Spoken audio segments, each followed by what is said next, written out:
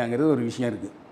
ஆனால் இதில் மிகப்பெரிய மூத்த வழக்கறிஞர்கிட்ட கேட்கும்போது, இப்போ போட்டிருக்காங்கல்ல வழக்கு, மாவட்ட செயலாளர் அப்புறம் இணை செயலாளர் 3 பேர் மேலே கேஸ் போட்டிருக்காங்க. அந்த கேஸ் நிரூபிக்கப்பட்டால் 7 வருஷம் தண்டனை. அந்த வழக்கில் ஜாமீன் கொடுக்க முடியாது. இந்த அளவுக்கு ஒரு சிக்கலான வழக்கை போட்டிருக்காங்க.